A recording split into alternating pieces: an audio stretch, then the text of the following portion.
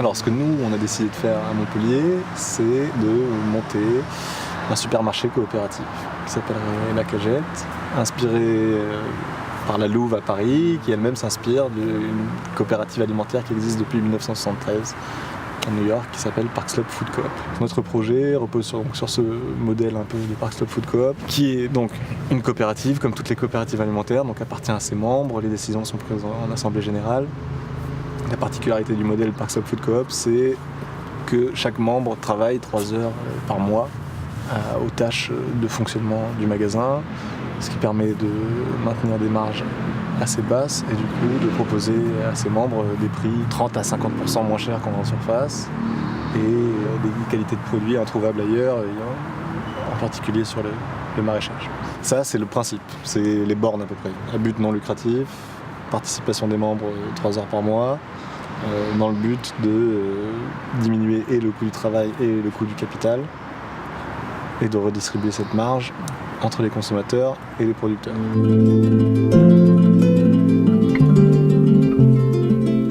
C'est la réappropriation, c'est l'empowerment, c'est l'idée de déconcentrer d'une manière ou d'une autre du pouvoir pour le redistribuer. Je pense que l'idée de base, c'est de se dire comment est-ce qu'aujourd'hui on peut manger correctement avec un salaire bas, voire pas de salaire. Si tu gagnes 4 000 €, tu vas gagner en mangeant une alimentation correcte 10 ans d'espérance de vie par rapport à quelqu'un qui en gagne 1000 ou 15 ans par rapport à quelqu'un qui en gagne 500. C'est plus se poser la question je pense de la justice alimentaire tout au long de la chaîne, pour l'ensemble des personnes qui participent, pour les générations futures, et de manière horizontale pour l'ensemble des mangeurs, l'ensemble des gens qui ont aujourd'hui dans ce système besoin de manger et la plupart du temps doivent se tourner vers des acteurs qui n'apportent pas une réponse satisfaisante. C'est essayer de se poser la question aussi de comment on massifie entre guillemets des choses qui existent comme les circuits courts, comme l'agriculture biologique. Comment est-ce qu'on fait pour la généraliser, pour la rendre accessible à tous. Et nous, on a tendance à penser que une solution, c'est de court-circuiter les centrales d'achat et d'essayer de s'organiser le plus localement possible. Et quand c'est pas possible, en essayant de passer directement entre ces groupements de consommateurs, ces groupements citoyens et des fournisseurs.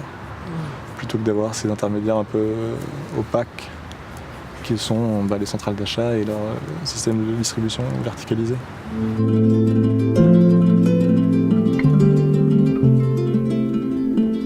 Alors aujourd'hui, la Cagette, du coup, un peu plus de 300 adhérents. On est organisé en 8 groupes de travail. Communication, vie associative, recherche d'un local, financement, j'en oublie, groupement d'achat, donc approvisionnement. Le groupement d'achat, pour l'instant, c'est une vente par mois. En gros, on ouvre les ventes de notre groupement d'achat de la première semaine. On laisse une semaine à nos adhérents pour commander, une semaine à nos fournisseurs pour nous livrer, et à ce moment-là, sur un point de vente qu'on nous prête éphémère, on distribue avec une